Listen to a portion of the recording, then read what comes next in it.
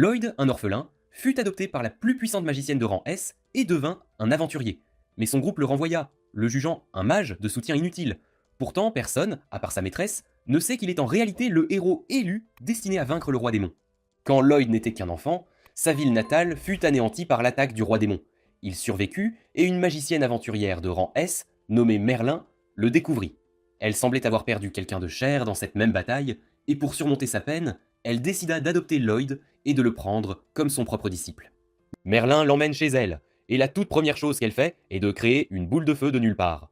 Elle dit à Lloyd, stupéfait, que s'il ne parvient pas à créer du feu par magie avant le soir, il n'aura pas le droit de dîner. Lloyd s'efforce de créer des flammes, et dès qu'il y parvient, il court, tout excité, pour le montrer à sa maîtresse. Merlin lui dit, sarcastiquement, qu'il a bien travaillé avant d'éteindre sa petite flamme, puis de le retirer à point, lui affirmant qu'il a encore un très long chemin à parcourir.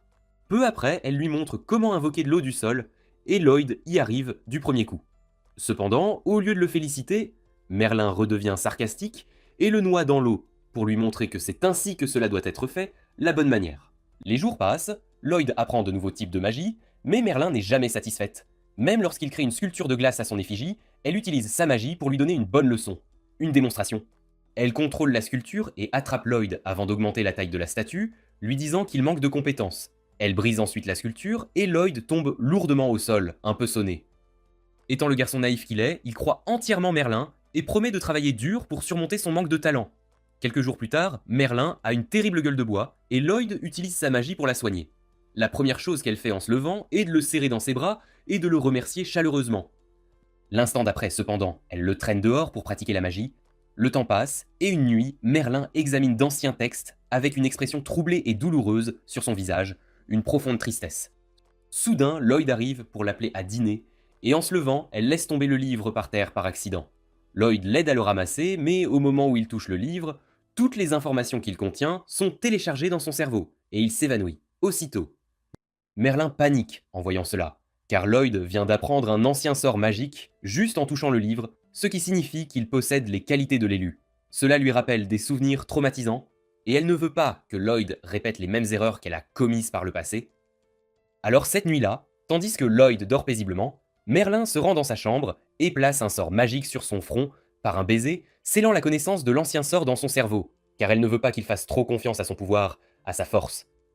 Pour s'assurer que Lloyd ne s'engage pas sur une voie dangereuse, elle lui recommande même de devenir un mage blanc, dont le rôle principal est de soutenir les autres aventuriers. Elle lui enseigne la magie de récupération qui peut aider les fruits à pousser, puis montre la différence de leur niveau en ranimant nonchalamment un arbre mourant, avec aisance. Après cela, Merlin continue de lui enseigner la magie et d'autres choses, mais chaque fois que quelque chose lié à la magie ancienne apparaît, elle lui dit qu'il n'a pas besoin d'apprendre cela, car la magie ancienne a disparu il y a des centaines d'années, depuis longtemps. Plus de temps passe avec Lloyd s'entraînant sous la tutelle de Merlin, et un jour, elle lui bande les yeux et l'emmène profondément dans la forêt, pleine de monstres dangereux. Elle ne lui donne qu'un seul couteau et lui dit de rentrer chez lui en une semaine en utilisant sa magie et ses propres moyens. Elle ne lui donne même pas la chance de dire quoi que ce soit et s'enfuit, laissant Lloyd confus et effrayé. Presque immédiatement, un monstre loup arrive et Lloyd évite ses attaques en grimpant sur un arbre proche avec agilité. Il réalise que les sorts qu'il peut utiliser en tant que mage blanc ne peuvent pas vaincre les monstres, et la seule chose qu'il peut faire est de rentrer chez lui à pied, en évitant les dangers.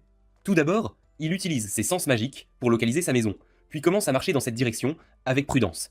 Il utilise la magie pour faire mûrir des fruits à manger, et la nuit, il essaie d'inventer de nouveaux sorts magiques qui peuvent l'aider à rester en sécurité. Il poursuit son dangereux voyage seul, expérimentant de nouveaux sorts pour trouver de la nourriture et courir plus vite, avec ingéniosité.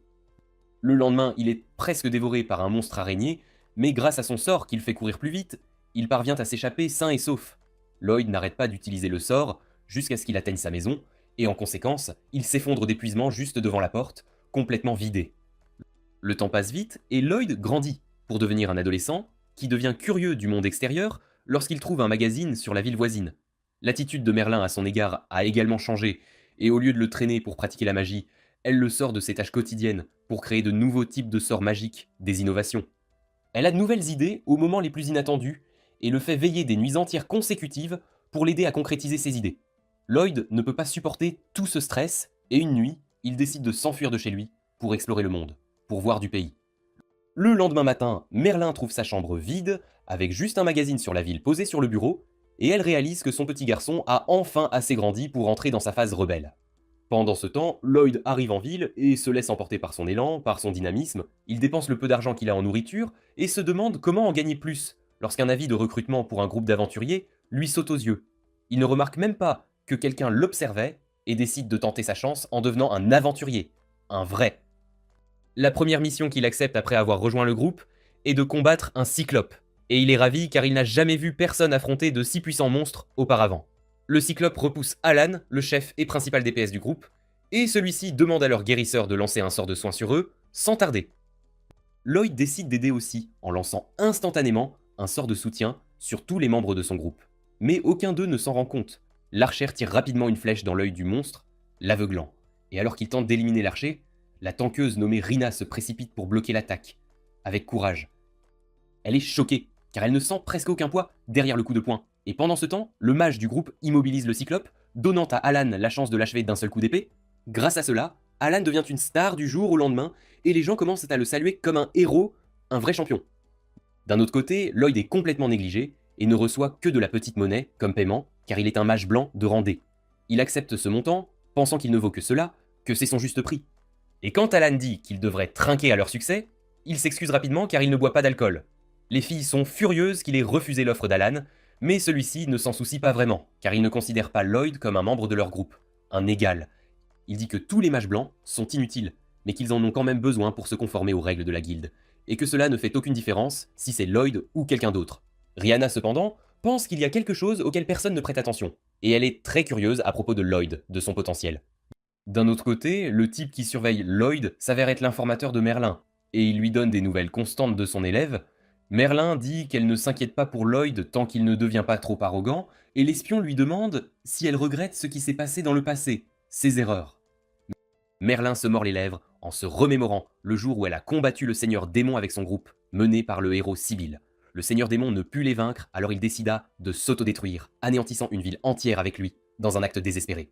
Le héros Sibyl utilisa la magie ancienne pour ressusciter toutes les personnes mortes à cause de l'attaque du seigneur démon, mais il dut sacrifier sa vie pour cela. Le perdre fut un coup terrible pour Merlin, et bien qu'elle ait adopté Lloyd comme un simple mécanisme d'adaptation, elle n'aurait jamais imaginé qu'il serait un élu, tout comme Sibyl, son prédécesseur. Elle jure qu'elle ne répétera jamais ses erreurs et qu'elle fera tout ce qui est nécessaire pour assurer la sécurité de Lloyd. De retour en ville, Alan devient rapidement une célébrité après avoir abattu de puissants monstres, grâce au soutien discret de Lloyd bien sûr. Bien sûr, personne ne le remarque, à l'exception de Rihanna, qui n'en a qu'une vague idée. Une nuit, Alan reçoit une requête des soldats pour vaincre des golems qui tuent leurs troupes près d'un point de patrouille, une mission délicate. Alan accepte rapidement l'offre. Pensant que ce sera assez facile, il emmène son groupe au point de patrouille, et Lloyd utilise sa recherche magique pour découvrir qu'ils doivent entrer dans la cascade pour combattre les golems, un passage secret. Une fois à l'intérieur, Alan combat les golems, mais un invocateur continue d'en créer de nouveaux à chaque fois. Lloyd réalise que l'invocateur utilise une pierre magique pour créer ses golems, et il renforce rapidement l'archer, lui disant de tirer sur l'invocateur sans hésiter. Elle lui obéit, et sa flèche contourne un pilier pour frapper l'invocateur en pleine poitrine. Lloyd ordonne ensuite au magicien de lui téléporter le bâton magique, et il le scelle immédiatement aussi, avec une grande rapidité. Cela ne plaît pas du tout à Alan, qui estime que lui seul peut donner des ordres à son groupe. Il décide alors de se concentrer sur le golem, et Lloyd le prévient de reculer, car le golem est hors de contrôle après avoir perdu son maître, devenu fou.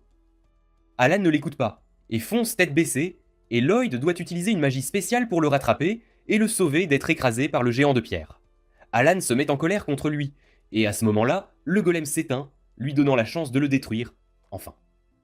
Une fois la mission terminée, Alan renvoie immédiatement Lloyd, affirmant qu'il est inutile et se cache toujours à l'arrière. Lloyd, qui a été manipulé tout ce temps pour croire qu'il avait des problèmes de compétences, accepte la décision sans se défendre, sans un mot. Il essaie de trouver un autre groupe à rejoindre, mais il n'y a pas de poste vacant, et il se sent déçu. Heureusement, une jeune femme cherche un mage blanc disponible de toute urgence. Mais la réceptionniste lui dit qu'il sera difficile de trouver quelqu'un qui puisse remplir ses conditions, ses exigences. Sans autre option, la réceptionniste désigne Lloyd. Et dès que la jeune femme aux cheveux roses confirme qu'il est un mage blanc sans emploi, elle l'entraîne avec elle. Il s'avère que Yui, la fille aux cheveux roses, est membre d'un groupe d'aventuriers de rang S, et qu'ils sont récemment partis chasser des bandits, une mission périlleuse. Leur travail d'équipe et leur force supérieure leur ont permis de vaincre facilement les bandits, et ils ont également acculé le chef, lui disant de se rendre. Cependant, le chef a décidé de sortir son coup secret et a invoqué un golem de pierre géant pour les combattre, une surprise de taille. Le groupe de Yui réalisa qu'il était résistant à la magie, et que de faibles attaques physiques ne feraient pas grand chose non plus contre lui. Alors elle décida de l'affronter elle-même, étant la plus forte distributrice de dégâts de son groupe, la plus puissante. Elle se précipita vers le golem et le frappa de toute sa puissance, mais elle ne put laisser qu'une égratignure sur le corps du golem. Elle dut reculer et esquiver l'attaque du golem, puis elle demanda au mage blanc de son groupe de la renforcer, de lui donner un coup de pouce. La mage blanche semblait perdue dans ses pensées, et il lui fallut une seconde pour assimiler ce que Yui venait de dire. Heureusement, elle put lancer un sort pour augmenter sa force à temps, permettant à Yui de vaincre le golem avec sa prochaine attaque, un coup décisif. Après avoir arrêté tous les bandits, Yui alla parler à la mage blanche Klum, qui s'excusa d'avoir été distraite plus tôt, car cela aurait pu coûter la vie à Yui. Yui lui dit de ne pas trop y penser, car elle savait que Klum faisait face à de sérieux problèmes personnels en ce moment, des difficultés. Elle lui demanda comment tout allait chez elle, puis Klum remit soudainement sa démission à Yui, car elle avait besoin de faire une pause pour s'occuper de sa sœur malade. Cela nous amène au moment présent, où Yui saisit avec enthousiasme la main de Lloyd et le traîne jusqu'à sa base, sans attendre. Les membres de son groupe prennent un moment pour réaliser qu'elle a trouvé un mage blanc, car ils étaient certains qu'elle échouerait. Yui présente ensuite Lloyd à tout le monde, mais elle ne connaît même pas encore son nom, c'est un peu gênant. Après cela, elle lui présente son groupe, qui comprend Dagas, le porteur de bouclier, Cross, l'archère, et Silica, la mage. Enfin, elle se présente comme l'épéiste et la chef du groupe, souhaitant la bienvenue à Lloyd dans leur équipe avec un grand sourire. Lloyd lui demande quand il a consenti à rejoindre le groupe, et Yui est prise au dépourvu car elle n'avait même pas réalisé qu'elle ne lui avait jamais posé la question principale. Dagas et Silica comprennent qu'elle a traîné cet étranger à la base avec enthousiasme sans tout expliquer, et ils s'excusent auprès de lui pour cela, pour son empressement. Après cela, ils se tournent vers Yui, lui disant que même si elle a trouvé un mage blanc, il ne peut pas remplacer Klum, et qu'ils devraient abandonner leur quête actuelle. Yui est contrarié en entendant cela, et dit que leur client leur a demandé de l'aide, et qu'ils ne peuvent pas les refuser ainsi, ce serait impoli. Lloyd leur demande pourquoi ils ne laissent pas un autre groupe prendre la quête, et Dagas lui dit que ce n'est pas possible car ils ont affaire à une quête de rang A. Seuls les groupes de rang A et au-dessus peuvent entreprendre de telles quêtes, c'est la règle.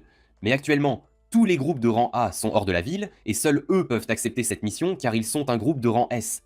Lloyd est choqué d'entendre qu'il se tient devant des aventuriers de rang S, et il veut vraiment les aider, de tout son cœur.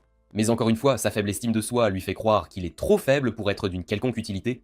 Cependant, Yui prend soudainement la parole en sa faveur, disant aux membres de son groupe qu'il devrait au moins donner une chance à Lloyd de prouver ses capacités avant de le rejeter, de le juger.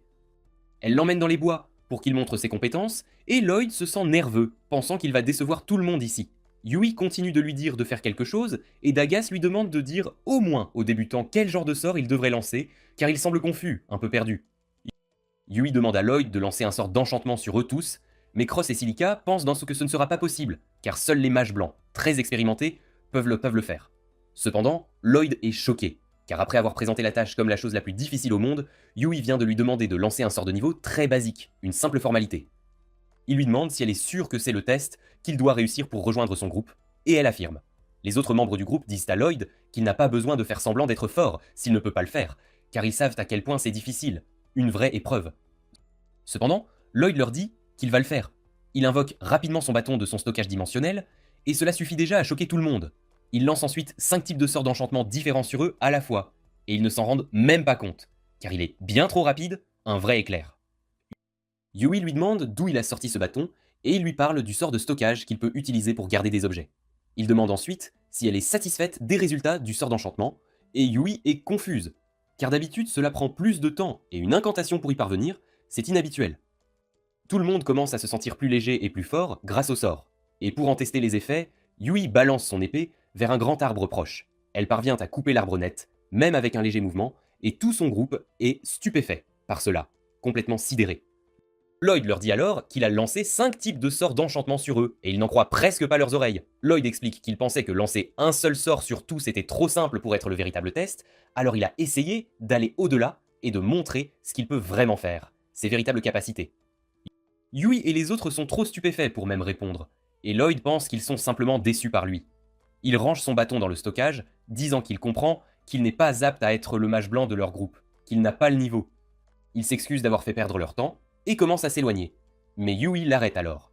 Elle prend enfin la peine de demander à Lloyd son expérience professionnelle passée, et il choque tout le monde en révélant qu'il a été renvoyé du groupe du héros pour être trop faible, un comble. Yui et les autres se demandent quels sont les critères du héros pour qualifier Lloyd de trop faible, car ils n'ont jamais vu personne capable de lancer 5 sorts d'enchantement à la fois. Quand Lloyd insiste toujours sur le fait qu'il est faible, Cross commence à s'inquiéter davantage de ses propres critères, de ses attentes. Lloyd change de sujet, en leur demandant pourquoi ils ne rappellent pas le mage blanc de leur groupe. Et Yui explique que la sœur de Clum est vraiment malade et qu'elle s'occupait d'elle tout en travaillant comme aventurière pendant tout ce temps, une situation difficile. Naturellement, cela a eu des conséquences sur elle, et elle ne pouvait plus faire les deux choses, alors elle a décidé de faire une pause dans sa carrière d'aventurière. Dagaz dit qu'ils auraient pu accomplir la plupart des quêtes même sans elle, mais les quêtes de rang A sont assez difficiles, et ils ont absolument besoin d'un mage blanc pour les mener à bien, c'est essentiel. Tout le monde s'inquiète soudainement pour Clum, car même si elle a quitté leur groupe, elle reste leur amie, et Lloyd ressent de la jalousie en entendant cela. Il change rapidement de sujet, et demande si quelqu'un sait de quelle maladie souffre la sœur de Clum, quel est son mal. Yui se souvient que le corps de la jeune fille se transforme progressivement en Magistone, et Lloyd se rappelle avoir appris l'existence des Magistones auprès de sa maîtresse. Quand Merlin lui enseignait comment les Magistones peuvent aussi transformer d'autres créatures vivantes en Magistones, Lloyd s'était demandé s'il était possible de les restaurer à la normale, et maintenant il décide de le découvrir, de trouver une solution. Il demande à Yui de le conduire chez Clum, et elle l'y emmène. Une Clum très mince et fatiguée ouvre la porte, et est surprise de voir son ami là. Et une fois à l'intérieur, Lloyd se met immédiatement au travail, sans perdre de temps. Il demande à Clum de lui parler en détail de l'état de sa sœur, et elle dit qu'à l'origine, elle et sa sœur Sylvie avaient l'habitude de partir à l'aventure ensemble. Cependant, un jour, elle a été blessée lors d'une mission, et depuis lors, elle est malade, son état s'est dégradé. Lloyd lui demande les symptômes, et Clum décide de les lui montrer plutôt que de les expliquer avec des mots. Au moment où elle ouvre la porte de la chambre de Sylvie, un mana malveillant intense s'échappe, puis Clum retire la couverture de sa sœur, révélant que ses mains et ses jambes se sont déjà transformées en Magistone. Une vision horrible. Elle dit que le mana de Sylvie est devenu incontrôlable et que son état ne cesse d'empirer de jour en jour. Clum craint que sa sœur n'ait plus beaucoup de temps à vivre, et alors Lloyd lui demande de le laisser l'aider, de lui faire confiance.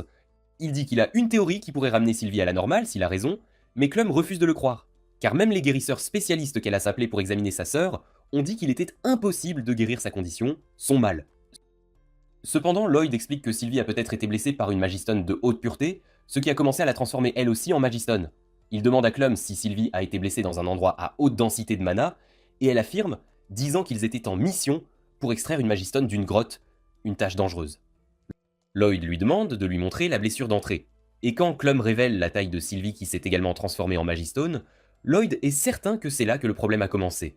Clum lui demande comment il sait tout cela, et il répond qu'il l'a appris de sa maîtresse, de son mentor. Yui demande alors à Clum de faire confiance à Lloyd pour cela, et elle décide de lui donner une chance. Lloyd lance immédiatement un sort pour absorber tout le mana corrompu du corps de Sylvie, mais c'est aussi assez difficile pour lui à gérer, une lourde tâche.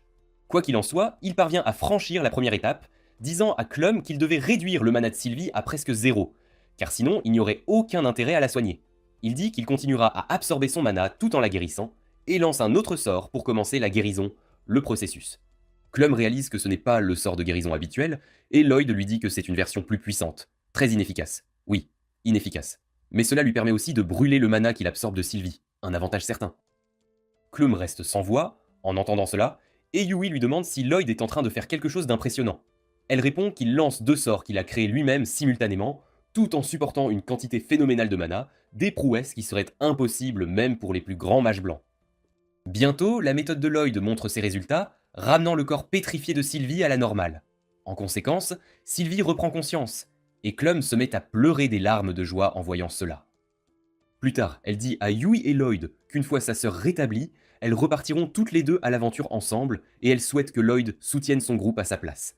Il lui répond qu'il n'est pas suffisamment qualifié pour cela. Mais cette déclaration dépasse l'entendement de Clum, et elle lui demande de faire ce que son cœur lui dicte. Après cela, Yui et les autres organisent une fête pour célébrer le rétablissement de Sylvie, et ils remercient Lloyd qui pense toujours ne pas en être digne. Cependant, il voit à quel point tout le monde le traite bien ici, même s'ils viennent tout juste de se rencontrer, et il leur demande nerveusement de le laisser rejoindre leur groupe, bien qu'il manque de force. Tout le monde est agréablement surpris par son changement d'avis, et ils l'accueillent avec joie dans leur équipe. Après cela, ils organisent une fête de bienvenue pour Lloyd, et lui disent de manger autant qu'il le souhaite, car ils vont couvrir la note ce soir. Lloyd se met à manger comme s'il n'avait jamais vu de nourriture auparavant, et ses nouveaux compagnons de groupe sont plutôt amusés de voir cela. Ils lui demandent s'il avait si faim, et Lloyd leur répond que la nourriture de cette ville est vraiment incroyable. C'est un autre choc pour tout le monde, car la nourriture ici est plutôt moyenne, mais Lloyd leur dit que comparé à ce qu'il a mangé depuis son enfance, la nourriture d'ici a une saveur extraordinaire. Yui est maintenant curieuse de son enfance, et Lloyd lui raconte qu'il vivait avec son professeur, qui cuisinait tout ce qui poussait dans son jardin. Elle cueillait parfois des champignons sauvages, et d'autres fois elle rôtissait simplement de la viande de bêtes sauvages, puis la lui donnait sans aucun assaisonnement. Lloyd dit que grâce à cela, il a appris à cuisiner. Mais même ainsi, il n'a jamais pu préparer de nourriture aussi bonne que celle-ci. Yui ne se soucie même plus de la nourriture à ce stade, et elle est plus curieuse de la personne qui a enseigné la magie à Lloyd. Elle lui demande de lui en dire plus sur son professeur, et les autres membres du groupe se joignent également à la conversation. Silica demande si son professeur est aussi une mage blanche, et Lloyd répond qu'elle est plutôt une mage orientée combat, car il voyait souvent des explosions quand elle travaillait seule. Silica est étonné que quelqu'un qui n'est pas une mage blanche ait si bien entraîné Lloyd, et il confirme que Merlin est au-delà de l'incroyable. Silica dit qu'elle adorerait apprendre une chose ou deux d'elle, mais Lloyd l'arrête net, lui disant qu'elle regretterait cette déclaration pour le reste de sa vie si elle apprenait la vérité. Quoi qu'il en soit, après avoir discuté un peu plus de Merlin, le groupe décide de tenir une réunion stratégique pour leur mission, et Yui demande à Dagas d'expliquer les détails de la mission à Lloyd, car elle est nulle pour faire des présentations. Dagas dit à Lloyd que leur mission est de vaincre des monstres qui détruisent les fermes locales, et Silica lui explique que plusieurs espèces de monstres se sont regroupées pour former une meute. C'est la première fois que Lloyd entend une telle chose, et Dagas ajoute que c'est aussi une nouvelle information pour eux, mais qu'ils doivent la prendre au sérieux. Soudain, Cross fait remarquer que, puisqu'ils sont face à un grand nombre d'ennemis, lui et Yui auront du mal, car les attaquants physiques ne sont pas efficaces contre les hordes.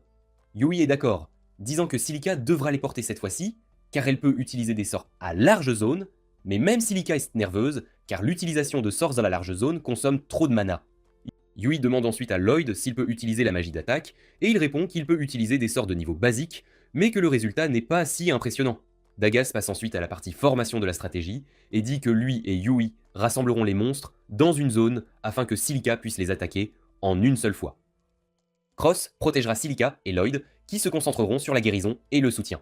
Après cela, tout le monde se dirige vers l'auberge pour se reposer, mais Lloyd commence à marcher dans une autre direction. Dagas l'arrête, lui demandant où il va, et Lloyd répond nerveusement qu'il est trop fauché pour s'offrir une chambre à l'auberge. Dagas lui donne immédiatement une bourse qui contient plus d'argent que la somme de tout l'argent que Lloyd a vu de toute sa vie. Il est gêné et dit à Dagas qu'il ne peut pas accepter, mais celui-ci répond que ce n'est pas de la charité, car il déduira ce montant de son salaire. Lloyd ne peut plus refuser maintenant, et il remercie Dagas, promettant qu'il fera de son mieux pour rembourser la somme. Le lendemain matin, tout le monde se rassemble devant l'auberge, et Yui est la dernière à arriver. Elle demande à chacun où sont leurs sacs, et ils lui disent avec enthousiasme que Lloyd les a tous mis dans son stockage magique, afin qu'il n'ait pas à se soucier de les porter. Yui accepte immédiatement l'offre également, et Lloyd range rapidement ses affaires dans le stockage magique. Yui et Silica commencent à admirer ses compétences incroyables, mais Lloyd leur dit qu'il peut leur enseigner à toutes. Tout le monde est choqué d'entendre cela, car ils n'ont jamais vu personne d'autre que Lloyd utiliser cette magie. Mais il leur assure que c'est assez facile à apprendre, même si augmenter la capacité de stockage nécessite un certain entraînement. Sur ce, ils partent en mission, et en chemin, Lloyd apprend l'importance de s'amuser pendant les longues quêtes. Ils atteignent leur premier campement bien plus tôt que prévu, car ils n'ont pas à transporter les bagages. Et là, Lloyd sort les affaires du stockage magique afin qu'ils puissent monter leur tente. Yui décide d'aller barboter dans la rivière maintenant qu'ils ont monté les tentes, mais Dagas la réprimande, disant qu'ils doivent encore ramasser du bois de chauffage et de la nourriture. Lloyd se porte volontaire pour ramasser du bois de chauffage, et Yui le remercie d'avoir réduit la charge de travail. Elle entraîne ensuite Silica avec elle pour qu'elle puisse prendre un bain. Et pendant ce temps, Lloyd se rend dans la forêt et ramasse quelques bâtons secs. Il aperçoit alors le fruit qu'il mangeait dans son enfance et décide d'en prendre une poignée pour les membres de son groupe. Quand soudain, il entend Yui crier. Il se précipite dans la direction du cri et trouve un monstre serpent géant attaquant Yui et Silica, qui sont complètement sans défense face à lui. Lloyd se précipite immédiatement pour les aider, attaquant le monstre pour attirer son attention. Profitant de cette occasion, Yui et Silica se précipitent vers le rivage et Lloyd attend qu'elle couvre leur corps avec une serviette avant de leur lancer leurs armes.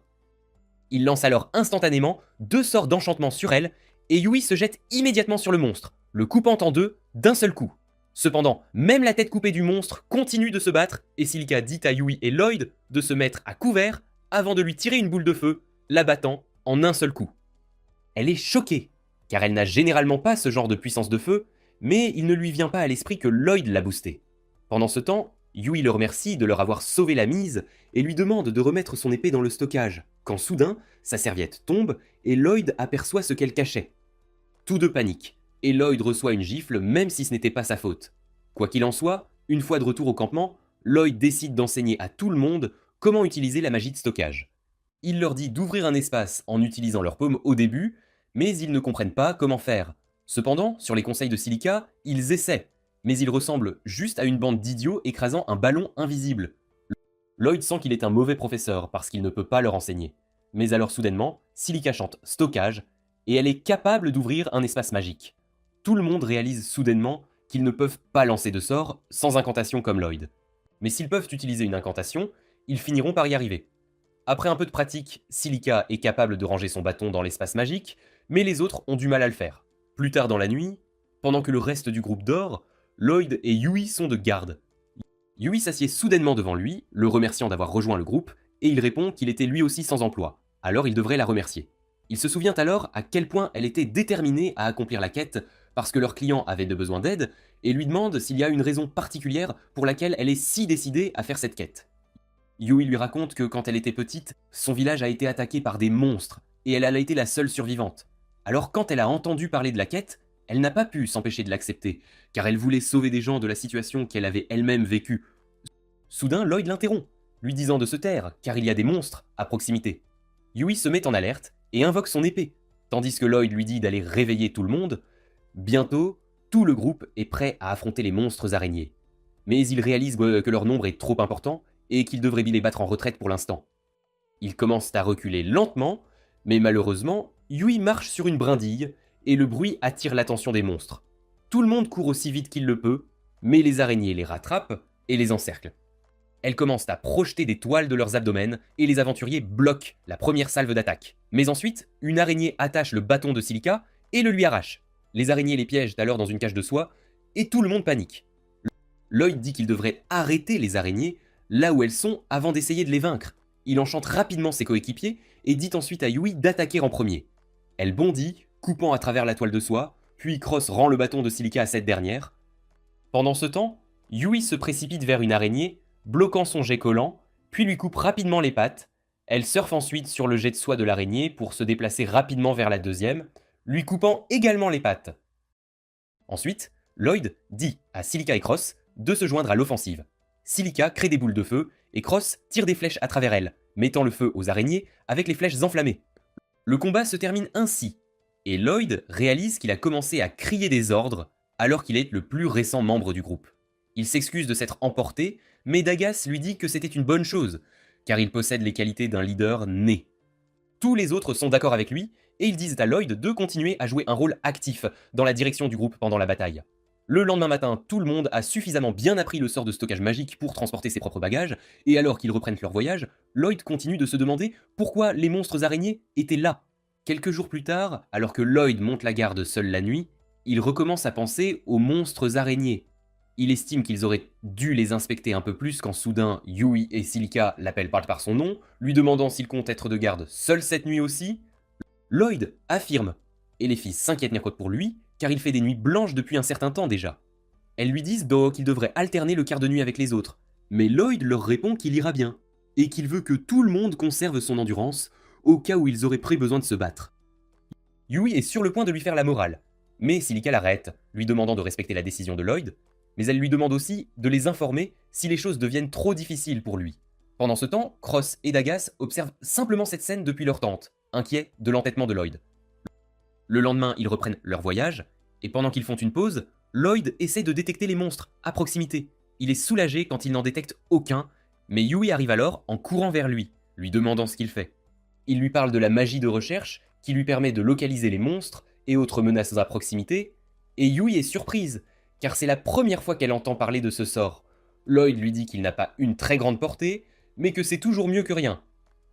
Yui s'inquiète parce qu'il prend tout le fardeau de la surveillance de leur environnement sur lui-même, mais il lui dit qu'il va bien et n'a besoin d'aucune aide. Cette nuit-là, alors que Lloyd monte la garde tout seul encore une fois, Yui dit qu'il semble qu'il ne leur fasse pas du tout confiance, même s'ils sont amis maintenant. Silica lui dit que différentes personnes ont des rythmes différents pour se sentir à l'aise les unes avec les autres, et qu'il doit y avoir un traumatisme dans le passé de Lloyd qui le pousse à se tenir à l'écart des autres. Elle croit aussi qu'il y a une raison pour laquelle Lloyd ne voit pas à quel point il est génial, et c'est pourquoi il essaie de compenser cela, en travaillant trop dur. Yui devient curieuse du passé de Lloyd en entendant cela, mais Silica lui dit qu'il leur racontera toute une fois qu'il se sentira à l'aise avec eux. D'autre part, Dagas s'approche de Lloyd, lui demandant de venir avec lui car il a besoin d'aide, tandis que Cross se porte volontaire pour monter la garde à sa place pour le moment. Lloyd accompagne Dagas, qui installe un système d'alarme élaboré qui peut les alerter au cas où des monstres s'approcheraient de leur campement. Lloyd est impressionné par cela, et Dagas lui dit alors que l'alarme les alertera des monstres. Donc il devrait se reposer un peu. Lloyd dit que ce n'est pas nécessaire, et qu'il peut faire un meilleur travail que cette alarme. Mais Dagas le confronte alors soudainement, lui demandant s'il ne fait pas confiance au groupe. Lloyd répond qu'il leur fait confiance, mais Daga lui dit que ses actions semblent dire le contraire. Lloyd se souvient des paroles de Merlin et de son ancien patron, qui lui avait tous deux dit qu'il était inexpérimenté et inutile. Il dit à Dagas que s'il ne travaille pas dur, il pourrait causer des problèmes aux autres, mais Daga lui dit avec assurance de leur causer des ennuis dans ce cas. Lloyd ne comprend pas ce qu'il veut dire et Dagas explique qu'ils ont formé un groupe pour gérer en équipe des choses qu'ils ne pouvaient pas gérer seuls. Et évidemment, tout le monde cause parfois des problèmes. Il demande à Lloyd de se fier davantage à son équipe, et c'est la première fois que ce simplet entend parler de ce concept. Dagas réussit à le convaincre de se reposer avec cela, et dans l'attente, Lloyd sourit à lui-même, pensant qu'il a maintenant des gens sur qui il peut compter. Le lendemain matin, il met ce concept en pratique et demande nerveusement à Yui si elle peut l'aider à aller chercher de l'eau. Et elle est ravie de l'aider. D'autre part, un noble nommé Michel reçoit un rapport d'un mage noir louche, lui disant qu'il a planté des pierres magiques à tous les endroits qu'il lui avait indiqués. Michel est ravi d'entendre cela, car maintenant ils peuvent y réussir leur plan sans grande difficulté. Et le mage ajoute que leurs plans précédents ont dispersé les groupes d'aventuriers de haut rang et qu'ils ne pourront pas interférer avec leurs projets. Cependant, le groupe du héros est toujours disponible, et il pourrait être un obstacle sur leur chemin. Michel répond qu'ils ne peuvent rien y faire, car le groupe du héros ne se déplace que lorsqu'il reçoit un ordre du roi. Mais il croit que le héros seul ne pourra pas arrêter ce qui va arriver ensuite. De retour dans la forêt, Lloyd et son groupe trouvent étrange qu'il n'y ait aucun monstre près d'eux. Lloyd décide d'élargir la portée de son sort de recherche, et il parvient à localiser un groupe de monstres à 10 km devant eux. Cross fait remarquer que cela doit être très proche des fermes vers lesquelles il se dirige. Mais avant que Lloyd ne puisse lui donner les détails, Yui se jette dans la conversation, demandant à Lloyd s'il peut vraiment chercher des choses dans un rayon de 10 km. Il affirme, et elle devient folle, parce que l'autre jour, il lui a dit que sa portée n'était pas si grande. Lloyd lui dit que 10 km, ce n'est pas si grand, et Yui commence à lui crier dessus, mais les autres membres du groupe lui disent alors de se concentrer sur le problème plus important pour l'instant. Ils se précipitent vers l'emplacement des monstres et découvrent qu'ils ont déjà atteint les terres agricoles qu'ils étaient censés défendre. Ils sont choqués par l'incroyablement énorme meute de monstres loups. Mais Lloyd est plus inquiet, car c'était le seul endroit où il avait pu trouver des monstres. Il se demande où sont passés les autres monstres, et le reste du groupe trouve cela étrange aussi, car les monstres ne quittent généralement pas leur territoire. Pendant que tout le monde s'interroge sur les raisons, Cross aperçoit quelque chose de vraiment étrange au milieu de la meute de loups. Les autres ne peuvent pas le voir, car ils n'ont pas les yeux aussi perçants que lui, alors Lloyd utilise un sort pour se donner une vision télescopique. Grâce à cela, il est capable de voir une étrange roche noire au milieu de la meute de loups. Il lance ensuite le même sort sur les autres membres du groupe, et ils peuvent aussi voir la roche. Dagas fait remarquer que cela ressemble à une magistone, et Silica dit que l'aura noire qui l'entoure est inquiétante. Lloyd dit que ce doit être le mana qui s'en dégage, et il réalise alors que le mana lui semble familier, comme celui des hommes bêtes. Il se souvient que Merlin lui avait dit un jour que les hommes bêtes avaient un sort spécial qui leur permettait de contrôler les monstres. Et la magistone semble faire la même chose. Lloyd lance immédiatement son sort de recherche à nouveau, et il remarque un autre énorme groupe de monstres qui s'approche d'eux. Il comprend maintenant que la magistone est la cause de tous leurs problèmes, mais il ne peut toujours pas comprendre la raison derrière cela. Les membres du groupe pensent qu'ils devraient s'échapper pour l'instant, mais Yui refuse, disant que les monstres détruiront les champs s'ils partent. Dagas est également d'accord sur le fait que s'échapper dans cette situation ne sera pas facile pour eux, mais Silica ne pense pas qu'ils puissent gagner ce combat. Soudain, Lloyd déclare qu'ils devraient se battre, et il est confiant qu'ils peuvent gagner s'ils suivent son plan. Il dit qu'ils doivent d'abord se débarrasser de la magistone, et demande à Cross s'il peut la tirer. Cross n'est pas sûr de pouvoir la briser à cette distance, mais Lloyd lui dit que c'est bon, tant qu'il peut la toucher. Cross prend sa visée, puis Lloyd lui lance 3 sorts d'enchantement. Grâce à cela, sa flèche est capable de briser la magistone. Cross lui demande comment il a fait, et Lloyd répond qu'il l'a enchanté, lui, son arc et ses flèches, ce qui est tout à fait normal pour quelqu'un comme lui. Mais tous les autres sont choqués, car les mages blancs normaux ne peuvent pas enchanter des personnes et des armes en même temps. Juste à ce moment-là, ils ont remarqué les loups se battre entre eux, car une fois la magistone détruite, leur férocité naturelle était revenue. Lloyd comptait là-dessus, et il fait remarquer que la première partie de son plan est réussie. Mais malheureusement, la horde de monstres qui arrive vers eux ne s'est pas encore arrêtée. Bientôt, la horde de monstres sort de la forêt, et Silica se tient seule devant l'équipe pour les attaquer. Les monstres commencent à s'approcher dangereusement d'elle, mais Lloyd attend le dernier moment pour lui donner l'ordre d'attaquer. Elle crée immédiatement une tornade de feu qui anéantit tous les monstres qui se dirigent vers elle, et tout le monde est surpris, car ils n'ont jamais vu ce genre de puissance de feu auparavant. Lloyd demande à Silica de continuer à bombarder les monstres avec la magie du vent et du feu, puis il va voir Cross. Puisque le feu de l'attaque de Silica a créé beaucoup de fumée, les monstres volants ont été aveuglés. Mais ils leur sont aussi cachés. Lloyd connecte d'abord ses sens à Cross par télépathie, puis transmet l'emplacement des monstres volants en utilisant sa compétence de recherche. Une fois que Cross peut voir où se trouvent les monstres, il les abat tous sans manquer un seul tir. Lloyd retourne ensuite auprès de Silica pour la dernière partie de leur plan, mais elle lui dit qu'elle n'a plus de mana du tout. Ce n'est pas un problème pour Lloyd, car il devient une banque d'énergie ambulante et partage son mana avec elle. Il s'effondre parce qu'il lui a donné un peu trop de mana trop soudainement, mais il dit à Silica de ne pas s'inquiéter pour lui et de lancer un sort pour faire pleuvoir. Silica fait ce qu'il dit, et les pluies éteignent rapidement l'incendie de forêt, l'empêchant de se propager au-delà de leur contrôle.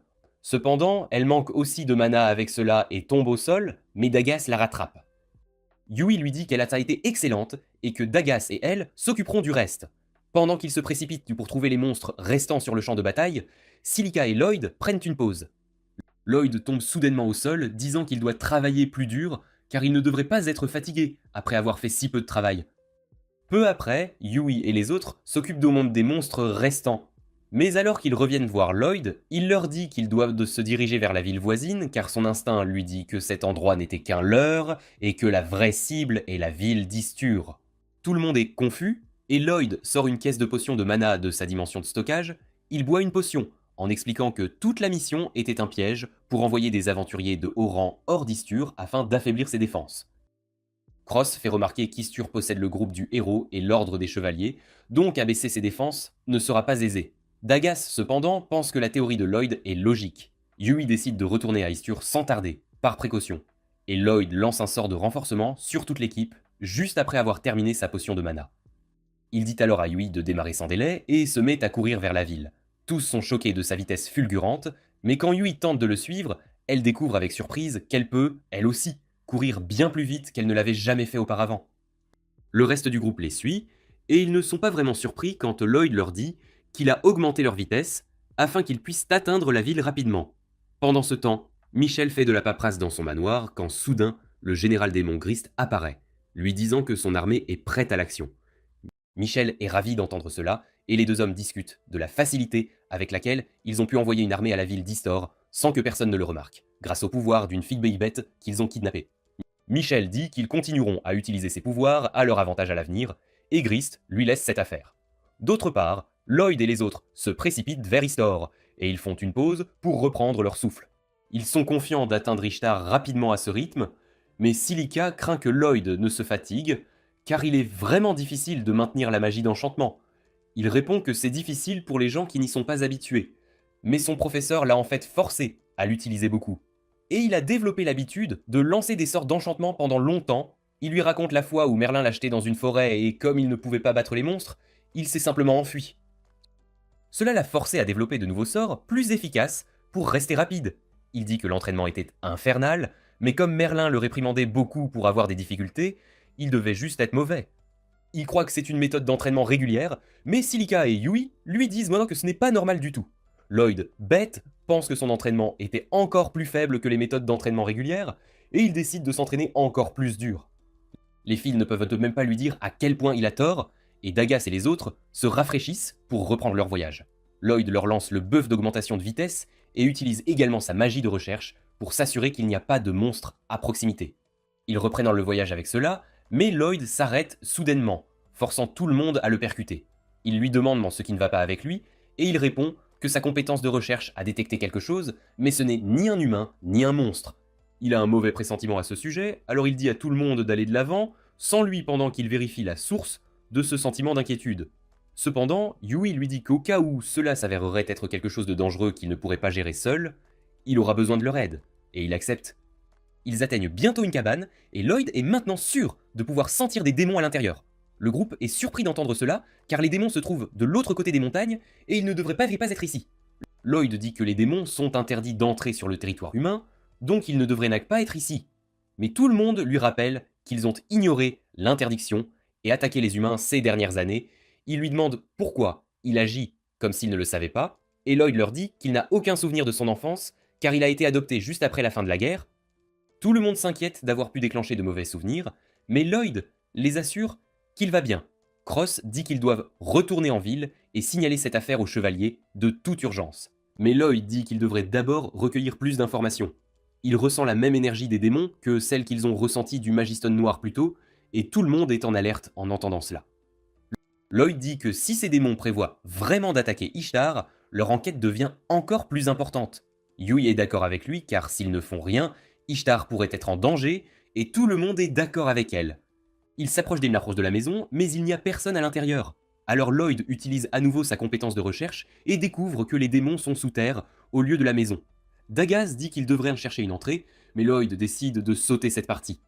Il dit à Silica d'utiliser la magie de la terre, mais avant cela, il renforce tout le monde. Silica crée alors une fosse de sable dans le sol devant eux, provoquant l'effondrement du toit du tunnel souterrain sur les démons qui tentent d'effectuer un rituel. Les démons se dispersent pour éviter les débris qui tombent, et Yui saute immédiatement, prenant l'un d'eux à la gorge. Elle demande ce que les démons font de ce côté du continent, quand soudain, un autre démon utilise sa magie pour lui lancer les débris. Yui bloque facilement tout, et Cross tire sur un démon, pendant qu'un autre s'échappe.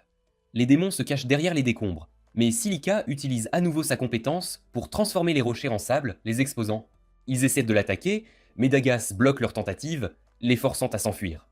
L'un des démons s'échappe de la pièce, et quand Yui essaie de le poursuivre, elle ne peut pas ouvrir la porte.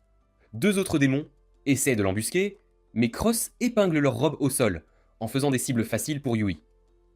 Avec cela, ils défont 3 des démons et se précipitent pour capturer le dernier, qui emprisonne la fille bête dans un cocon et l'emmène avec lui. Lloyd et les autres arrivent juste à ce moment-là, et ils décident de le poursuivre, alors que le démon s'enfuit. Yui et Cross l'atteignent en premier, et ils décident de le prendre en sandwich des deux côtés, tandis que Lloyd et les autres prennent leur temps pour remonter à la surface. Lloyd peut sentir un signal magique très fort du cocon, et il dit à ses amis de le capturer à tout prix. Bientôt, Yui coupe le chemin du démon, et il réalise qu'il est encerclé de tous côtés. Lloyd lui dit de se rendre, car ils ont des questions à lui poser, mais le démon décide de riposter à la place. Il crée un cercle magique pour lancer une attaque, mais Lloyd réagit rapidement, créant des boucliers devant ses amis qui font rebondir l'attaque magique et frappent Lorf et le démon à la fin. Il tombe avec cela, et Lloyd se précipite immédiatement pour faire tomber le cocon et libérer la fille bête à l'intérieur. Ils la ramènent à la chaumière, et Lloyd décide de la soigner, car elle est la seule à pouvoir leur dire quoi que ce soit, puisque les démons sont tous morts maintenant. Yui et Silica sont impressionnés, alors que sa magie de guérison commence à agir rapidement, et Lloyd leur dit qu'il a fait quelques ajustements au sort.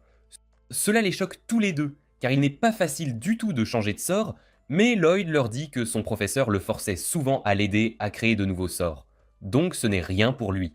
Les filles sont à nouveau curieuses de son maître, et Lloyd leur dit qu'elle est juste une excentrique. Juste à ce moment-là, la fille bête se réveille, et Yui se jette immédiatement sur elle, la bombardant de questions. La fille lui dit nerveusement que son nom est Claire, mais Yui l'entend mal, et elle décide de s'en tenir à ce qu'elle entend. Yui lui demande alors pourquoi Alaya a été capturée par les démons, et Claire hésite à répondre. Alors Lloyd lui dit qu'ils sont des aventuriers qui l'ont secouru. Il remarque ensuite qu'il a entendu dire que certains hommes bêtes peuvent utiliser la magie pour contrôler les monstres, et demande si c'était sa capacité qui contrôlait les monstres dans les fermes qu'ils ont visitées. Claire affirme que c'était sa magie et dit à Lloyd que les démons l'ont forcé à le faire. Maintenant que tous les faits sont devant eux, Lloyd et les autres sont sûrs que les démons veulent que les monstres attaquent Ishtar, car c'est la porte d'entrée du continent. Ils décident de retourner immédiatement pour la protéger et emmènent Claire avec eux. Alors qu'ils s'arrêtent pour faire une pause, Lloyd sent un grand nombre de monstres se diriger vers la ville et une armée encore plus grande les suivre juste derrière. Il craint qu'ils ne puissent pas tous les combattre seuls, alors il décide de prendre une mesure drastique. Il dit à Yui et aux autres de se précipiter vers la ville et d'avertir les chevaliers, tandis qu'il reste derrière avec Claire, utilisant son pouvoir pour arrêter les monstres. Pendant ce temps, en ville, l'ancien chef de groupe de Lloyd, le héros Alan, est troublé par un autre problème. Il n'a pas réussi à trouver un mage blanc pour remplacer Lloyd, car il rejette tout le monde juste en regardant leur CV. Les Filchi de son groupe lui disent nerveusement que même les meilleurs candidats ne peuvent lancer que 2 sorts d'enchantement à la fois, et Alan les traite de bande d'idiots incompétents. L'utilisatrice de bouclier Arena dit que peut-être Lloyd était spécial, et Alan se moque d'elle d'avoir même pensé à quelque chose d'aussi stupide. Juste à ce moment-là, un chevalier entre dans la pièce, disant à Alan qu'il a un message urgent pour lui. Il rapporte que leur unité de patrouille forestière a repéré une énorme armée de monstres se dirigeant vers eux, et qu'ils ont besoin de l'aide du héros immédiatement. Alan et son groupe sont choqués d'entendre cela, mais ils décident d'accepter la demande, et le chevalier est vraiment heureux d'entendre cela. Il part immédiatement pour relayer la bonne nouvelle aux autres chevaliers. Mais alors qu'il part, les filles demandent à Alan s'ils peuvent vraiment combattre une si énorme armée de monstres, sans mage blanc. Il répond que c'est une demande directe du royaume, et qu'il devrait l'accepter pour marquer des points. Plus que cela, il veut montrer au monde qu'il est toujours le plus fort, même sans un mage de soutien inutile dans son équipe.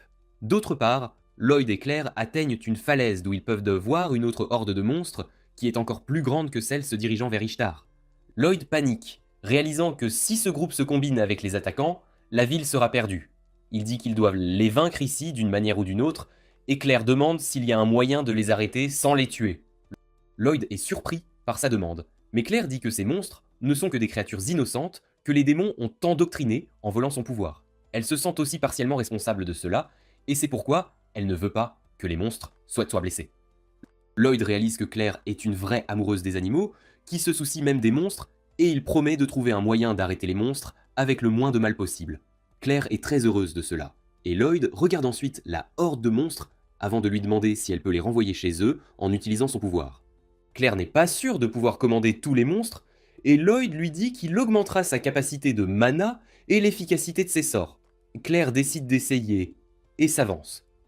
Lloyd se prépare à la renforcer, mais elle est incapable de lancer son sort à cause de l'interférence d'un appareil sombre dans la forêt.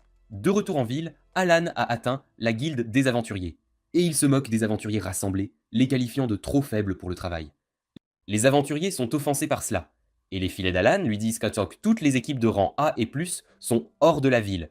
Il se moque d'eux encore plus, et un gars se prépare à se battre. Son ami l'arrête car il ne devrait pas combattre le héros, et heureusement le maître de guilde arrive avant que la situation ne s'aggrave. Il dit qu'ils sont là pour combattre les monstres, et non pas les uns les autres, et Alan ricane en se levant pour déclarer son plan.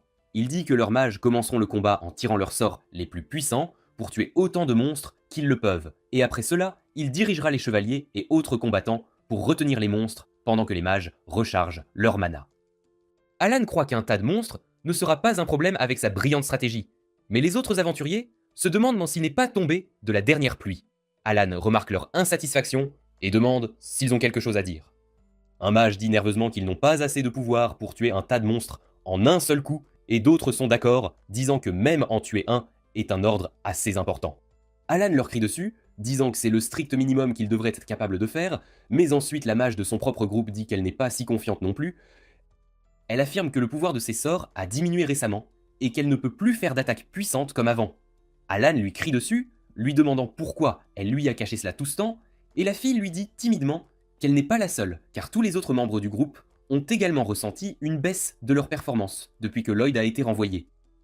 Alan perd son sang-froid en entendant cela, demandant pourquoi ils l'ont trahi, en restant silencieux si longtemps, et Rina lui dit qu'ils ne l'ont pas trahi, il n'a juste pas remarqué, parce qu'il est devenu complaisant depuis qu'il est devenu un héros. Elle dit qu'il ne s'est même pas entraîné un peu, ce qui rend encore plus pitoyable qu'il n'ait pas remarqué de changement dans sa force. La foule est consternée d'apprendre qu'Alan ne s'est pas entraîné, et il traite Rina de salope pour l'avoir dénoncée. Il essaie de la frapper, mais elle bloque facilement son attaque de cul, lui faisant perdre encore plus d'aura en front de tout le monde. Il s'enfuit embarrassé, et ses filles le suivent, mais Rina reste derrière. Les autres aventuriers paniquent, car ils ne peuvent pas gagner contre les monstres quand le héros est si faible, mais Rina leur dit de se calmer car elle prendra le commandement. Elle déclare son intention de quitter le groupe d'Alan car il n'est plus digne d'être appelé un héros, et elle se battra à leur côté. Tout le monde est soulagé d'entendre cela, et Rina dit que leur meilleure chance de survie est de trouver le mage blanc nommé Lloyd. Pendant ce temps, Lloyd et Claire trouvent un magistone noir, qui est ce qui bloque ses sorts. Lloyd lui dit qu'ils ont également trouvé ce magistone à un autre endroit, et c'est ce qui contrôle les monstres. Il dit qu'ils doivent le détruire, et Claire dit qu'il doit y avoir plusieurs magistones à proximité, car la horde est trop grande pour être contrôlée par un seul. Lloyd lui demande si elle peut détecter les Magistones, et elle répond qu'elle ne peut le faire que lorsqu'ils sont proches d'elle. C'est suffisant pour Lloyd, et il utilise sa magie de recherche et son sort de partage de sens combiné pour trouver rapidement l'emplacement des autres Magistones. Claire n'a même pas compris cette partie quand il lance soudainement un sort d'invisibilité sur eux afin qu'ils puissent s'approcher du Magistone sans être remarqués par les monstres. Claire commence à se méfier des capacités de Lloyd à ce stade, mais elle le suit jusqu'au Magistone et le neutralise avec ses pouvoirs. Dès qu'elle fait cela, les monstres sont libérés de son contrôle et quittent la zone. D'autre part, les aventuriers et les chevaliers sont prêts à affronter les monstres à la frontière de la ville, mais le capitaine des chevaliers est anxieux quant à leur plan. Le maître de guilde des aventuriers, d'autre part, décide de croire les paroles de Rina et met sa foi entre les mains de Lloyd. Plus tôt, Rina avait raconté aux aventuriers comment Lloyd était le MVP secret du groupe du héros malgré le fait d'être un mage blanc. Les aventuriers n'arrivaient pas à y croire, mais le maître de guilde, lui, oui. Et il a dit à Rina qu'il ne pourrait pas obtenir l'aide de Lloyd cette fois-ci car il est hors de la ville pour une quête et mettra une semaine à revenir. Rina a été choquée d'entendre cela, mais elle a immédiatement calculé que Lloyd pourrait raccourcir la durée du voyage. Elle a demandé à tout le monde de parier leur vie sur le retour de Lloyd. Et puisqu'ils ont déjà pris cette décision, le maître de guilde ne voit pas l'intérêt de s'inquiéter. Juste à ce moment-là, il ordonne aux archers et aux mages de commencer à attaquer. Les attaques affaiblissent la formation des monstres et alors qu'ils sautent dans les tranchées, de puissants courants d'eau les emportent, gagnant plus de temps pour que Lloyd et son groupe reviennent. Bientôt, la nuit arrive et le groupe de Yui fait une pause, espérant atteindre Ishtar aussi vite que possible pour soutenir Lloyd. Pendant ce temps, Lloyd et Claire atteignent également le dernier Magistone et le neutralisent. Ils sont heureux que tous les monstres soient libres maintenant. Mais dès qu'ils sont libres, les panthères et les loups commencent à se battre entre eux. Ils renversent le Magistone, frappant Claire et perturbant son invisibilité. Les monstres tournent immédiatement leur attention vers elle, et elle panique, mais Lloyd s'enfuit rapidement de l'autre côté et tire des feux d'artifice pour les distraire. D'autre part, Rina et les autres retiennent toujours les monstres lorsque leur flanc droit cède à l'attaque impitoyable des monstres. Ce qui est encore pire, c'est que d'autres monstres se dirigent vers eux, et juste au moment où tout le monde est sur le point de perdre espoir, un puissant sort de feu défait les monstres. Tout le monde se réjouit en voyant Yui et son groupe de rang S rejoindre la bataille, car cela signifie que Lloyd est proche aussi. Pendant ce temps, Lloyd joue à chat avec deux équipes de monstres qui essaient de l'attraper. Il continue d'esquiver et de s'enfuir, mais réalise que son endurance n'est pas infinie. Claire remarque aussi qu'il ne fait qu'esquiver et n'attaque pas les monstres, et elle pense que c'est parce qu'elle lui a demandé de ne pas les blesser. Elle décide de l'aider alors qu'il est submergé et commence à chanter une chanson. Les monstres arrêtent soudainement leur agression en entendant sa chanson et retournent tranquillement dans la forêt, et Lloyd est vraiment impressionné. Il demande à Claire comment elle a contrôlé les monstres, et elle lui dit que son pouvoir ne les contrôle pas. Il ne fait que leur transmettre ses sentiments, et elle leur a demandé de rentrer chez eux. Lloyd la remercie de lui avoir sauvé la vie, et dit qu'il devrait retourner à Istor maintenant, où le groupe de Yui a donné un nouvel espoir aux forces de défense. Cependant, même avec leur aide, les monstres submergent rapidement les humains. Rina est également blessée pendant le combat, et peu après, les monstres brisent entièrement la formation de défense. Tout le monde perd espoir, mais juste à ce moment-là, ils entendent la douce chanson de Claire qui est jouée à plein volume grâce à la magie de soutien de Lloyd. Sa magie pacifie soudainement les monstres et ils rentrent chez eux sans attaquer aucun humain ou autre monstre. Tout le monde est surpris par cela, et Lloyd dit à Claire que sa magie incroyable a sauvé de nombreuses vies ici. Cependant, la bataille n'est pas encore terminée, car un groupe de golems de roches géants se dirige vers la ville, et Lloyd décide de les arrêter à tout prix. D'autre part, le cerveau de l'invasion des monstres, Michel, sirote du vin et pense qu'Ishtar a peut-être déjà été détruite à présent. Juste à ce moment-là, son serviteur arrive avec des nouvelles urgentes, et Michel pense que c'est la douce nouvelle de leur victoire. Cependant, le serviteur lui dit que la horde de monstres s'est retirée et dispersée au lieu d'attaquer Ishtar. Michel ne peut pas croire cette nouvelle du tout, et il exige une explication de son serviteur, mais le pauvre homme n'en a aucune idée lui-même. Pendant ce temps, Claire essaie également d'utiliser ses compétences sur les golems, mais cela ne fonctionne pas, et Lloyd réalise que les démons doivent interférer. Il décide de retrouver son groupe pour discuter de ce qu'il devrait en faire ensuite, et s'enchante comme Claire afin qu'ils puissent courir vite. Il traverse la horde de golems qui les remarque et tente de les attaquer. Il saute sur le côté pour se mettre à l'abri, puis s'approche des tranchées établies par les soldats. Lloyd saisit soudain Claire par la taille et saute par-dessus la tranchée et même un peu plus loin. Tout le monde est impressionné par sa magie d'enchantement, et il réalise que c'est bien le jeune homme en qui Rina voulait qu'ils aient confiance. Dès que Lloyd touche le sol, son groupe est là pour l'accueillir chaleureusement. Il leur dit que c'est entièrement grâce à Claire si les monstres battent en retraite, mais qu'ils doivent maintenant s'occuper des golems. Il tombe soudainement à genoux, et ses amis s'inquiètent qu'il soit trop épuisé après avoir lancé des sorts de soutien sans arrêt. Lloyd, cependant, leur dit qu'il ne se reposera qu'une fois la bataille terminée. C'est alors que le maître de guilde arrive pour saluer Lloyd, et il est surpris de voir une créature à fourrure avec lui. Lloyd lui demande d'emmener Claire en sécurité, et le maître de guilde ordonne aux chevaliers de veiller sur elle. Il dit ensuite que Lloyd est leur seul espoir de remporter cette bataille, mais Lloyd ne sait pas qui lui a mis cette idée en tête. C'est alors que Rina arrive et lui annonce qu'Alan ne participe pas au combat.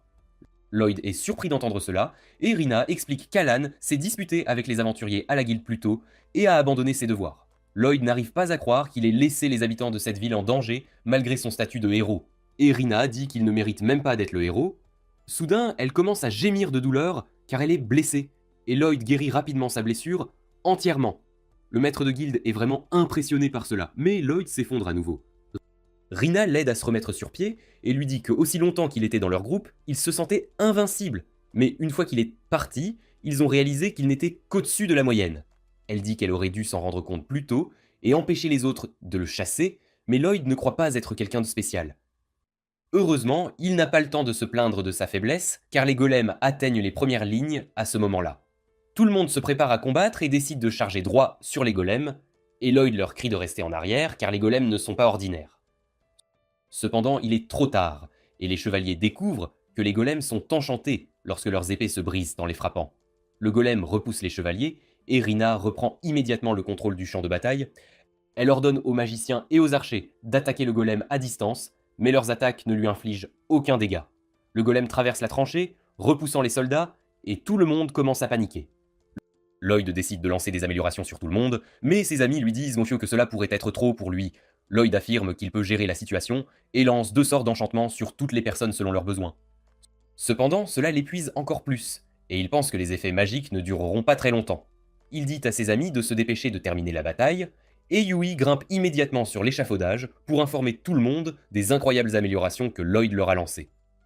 Elle dit qu'ils peuvent facilement gagner ce combat maintenant, mais les chevaliers ont du mal à la croire. C'est alors qu'un golem les attaque et ils paniquent, mais Rina intervient au bon moment et les sauve. Suivant son exemple, Yui attaque le golem, le détruisant. Rina utilise cela pour vanter la puissance de la magie d'enchantement de Lloyd, et elle dit à tout le monde qu'ils sont bien plus forts en ce moment. Tout le monde le vérifie immédiatement, et leur confiance monte en flèche. Lloyd demande à ses amis de soutenir tout le monde, mais il se sent vraiment faible maintenant, et le maître de guilde l'emmène dans un endroit où il peut se reposer. Pendant ce temps, Cross commence à diriger les archers pour qu'ils tirent des boules de feu afin d'infliger des dégâts doubles aux golems. Daga et Silica combattent également en première ligne, abattant plusieurs golems avec sa puissante magie. Le combat continue, et bientôt, presque tous les golems sont détruits. Yui fixe ses yeux sur le dernier restant, mais un autre aventurier tente de la prendre de vitesse. Cependant, alors qu'il frappe le golem, son épée se brise, et tout le monde réalise que les sorts de Lloyd ont atteint leurs limites. Tout le monde prend peur et s'enfuit alors que le golem s'approche des portes de la ville, mais Yui se dresse sur son chemin. Cependant, juste au moment où il est sur le point de l'attaquer, Rina la plaque pour la mettre en sécurité, et Dagas bloque la lourde attaque. Lloyd réalise qu'ils ne peuvent pas gagner seuls, alors il utilise le dernier souffle de son pouvoir pour enchanter l'épée de Yui. Elle voit cela et demande à Rina et Dagas de la soutenir. Ils combinent leurs forces pour bloquer l'attaque, puis Yui attaque le golem, le détruisant d'un seul coup. Tout le monde commence à célébrer leur victoire, qu'ils pensaient autrefois impossible, et Lloyd se donne enfin la chance de se détendre, s'évanouissant immédiatement. De l'autre côté, le général démon Grist atteint le château de Michel pour se plaindre de son échec total. Non seulement ils n'ont pas réussi à détruire Ishtar, mais Claire leur a même été enlevée. Cependant, il ne trouve pas Michel là, alors il détruit son bureau à la place et jure de mettre fin à sa vie la prochaine fois qu'il le verra. De retour en ville, Lloyd se réveille après une journée de sommeil profond. Yui vient prendre de ses nouvelles, et il commence à pleurer, disant qu'il s'est évanoui parce qu'il était faible. Yui ne veut même plus discuter avec lui à ce stade, alors elle lui dit de venir avec elle. Dès qu'elle ouvre la porte de l'auberge, les gens dehors commencent à acclamer Lloyd, le qualifiant de leur héros. Il devient nerveux à ce sujet et ferme la porte car il ne peut pas gérer autant de monde à la fois. Yui se met en colère contre lui et lui dit de sortir affronter ses fans. Il sort mais par la fenêtre, afin de ne pas avoir à faire face à tout le monde. D'autre part, l'espion de Merlin, Will, arrive à sa porte et elle la fait immédiatement exploser, pensant qu'il est un voleur. Cependant, Will ne subit même pas une égratignure de l'explosion, et Merlin le laisse entrer, où d'autres membres de son groupe sont déjà présents. Merlin interroge ensuite Will à propos de Lloyd, et il lui dit qu'il a été renvoyé du groupe du héros. Elle est choquée d'entendre cela, mais Will lui assure que c'est une bonne chose car son nouveau groupe le traite bien mieux. Cependant, il l'informe également du manque de confiance de Lloyd et de ses exigences impossibles envers lui-même.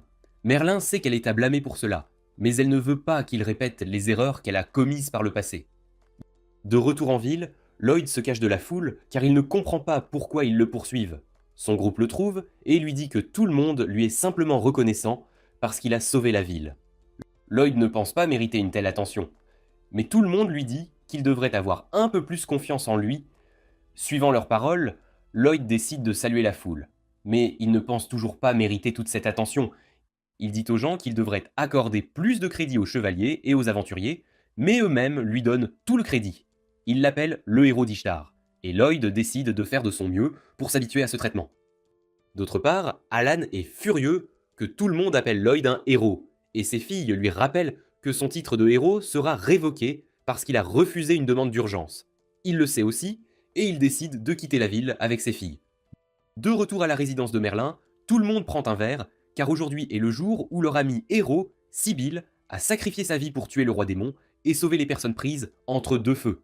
Will lâche alors soudainement la bombe, leur disant que les démons sont de nouveau en mouvement et qu'ils essaient d'utiliser la magie des hommes bêtes pour faire attaquer Ishtar par des monstres. Il soupçonne qu'ils essaient de ressusciter le roi démon et Merlin panique car cela effacerait tout ce pourquoi Sibylle a sacrifié sa vie.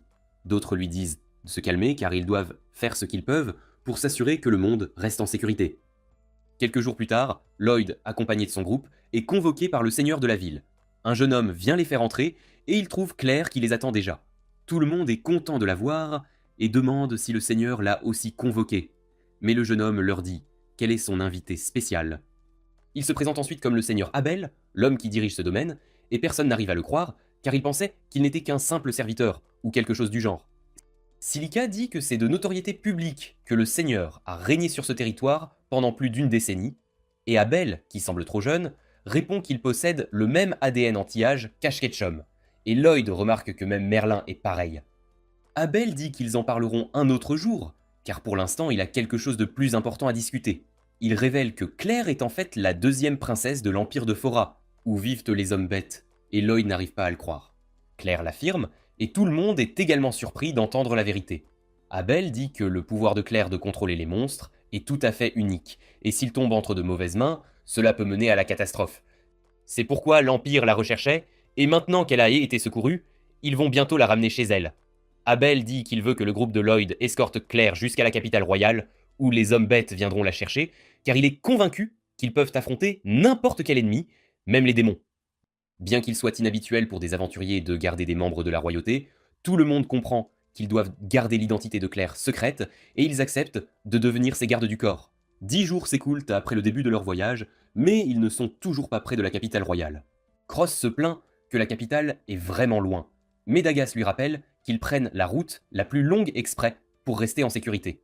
Yui, d'autre part, n'est pas du tout dérangée par le long voyage. Elle est plus intéressée par les sources chaudes de la prochaine ville, et elle demande à Claire si elle y est déjà allée. Cross trouve son attitude décontractée agaçante, mais Silica dit que son attitude joyeuse rend le voyage supportable, et c'est aussi bon pour Claire de vivre de nouvelles expériences. Cross commence à penser que Yui a en fait bien réfléchi à tout cela, mais au final, il s'avère qu'elle voulait juste s'amuser. Plus tard ce soir-là, ils atteignent la ville des sources chaudes, et les filles s'amusent à se regarder mutuellement dans leur piscine. Pendant ce temps, les garçons se frottent le dos mutuellement, et Lloyd commence à réfléchir à l'attaque des démons. Il pense que plus il se rapproche d'accueil de la capitale, plus les chances sont grandes que les démons s'impatientent et les attaquent. Cependant, ils ne peuvent pas déployer une armée de taille normale ici. Alors ils n'enverront que leurs forces d'élite pour kidnapper Claire. Alors qu'il y pense, il commence à frotter le dos de Cross un peu trop fort.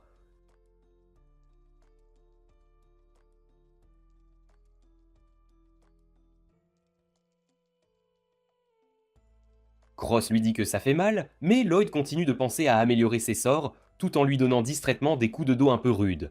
Plus tard, Lloyd dit à tout le monde qu'il devrait rester dans cette ville quelques jours pour se préparer à toute attaque démoniaque soudaine. Silica est d'accord avec son idée, tout comme Dagas, car il veut améliorer son équipement. Silica dit qu'elle expérimentera également de nouvelles compétences, et Cross dit que cela lui est égal, mais qu'il peut utiliser ce temps pour faire de l'entretien sur son arc. Sur ce, Yui décide qu'ils resteront en ville pendant quelques semaines, et Lloyd est déterminé à devenir encore plus fort pour aider ses amis. Le lendemain, Dagas commence à fouiller toutes les armureries une par une pour trouver le bon équipement pour lui-même. Il est déçu, quel que soit le magasin qu'il essaie, et il ne sait pas quoi faire. C'est alors qu'il aperçoit Yui et Claire, qui profitent simplement de leur pause.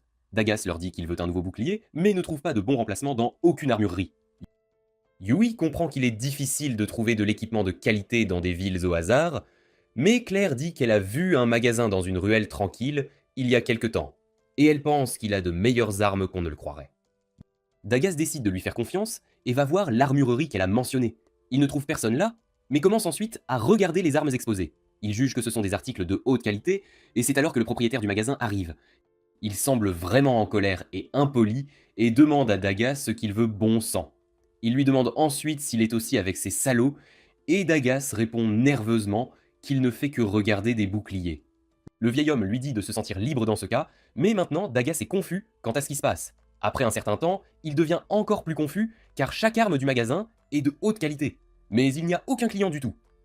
C'est alors qu'un groupe d'aventuriers arrive et ils sont surpris de voir Dagas là. Leur chef, Karen, lui demande s'il est clé pour acheter des armes, et quand Dagas affirme, tout le monde commence à se moquer de lui. Il le traite d'aventurier stupide de Baran qui ne sait même pas dans quel magasin acheter des armes. C'est alors que le propriétaire du magasin arrive et il s'avère qu'il a des problèmes avec la bande bruyante qui vient d'entrer, si ces gars sont une sorte de la raison pour laquelle son commerce ne marche pas bien. Et tout le monde dit qu'il doit être un étranger, car tout le monde ici connaît l'aventurière de rang A, Karen. Dagas demande pourquoi une aventurière de rang A harcèle le commerçant, et Karen lui dit que c'est la faute du vieil homme de ne pas lui avoir vendu l'objet spécial. Le vieil homme répond qu'il ne pourra même pas l'utiliser et qu'il ne peut pas vendre une arme à quelqu'un qui n'est pas digne de la manier. Karen dit qu'il devra lui donner une leçon dans ce cas, et commence à faire craquer ses jointures. Dagas dit que c'est un comportement honteux pour une aventurière de rang A, et le laquais de Karen décide de l'attaquer en premier. Cependant, Dagas bloque facilement son poing et le met à terre, faisant reculer tout le monde. Il sort ensuite son bouclier du rangement et pousse tout le monde dehors avant de leur claquer la porte au nez. Karen est déconcertée par cela et demande comment un parfait inconnu peut vaincre une aventurière de rang A comme lui. Dagas ouvre la porte pour montrer son insigne de rang S devant elle et tout le monde est choqué.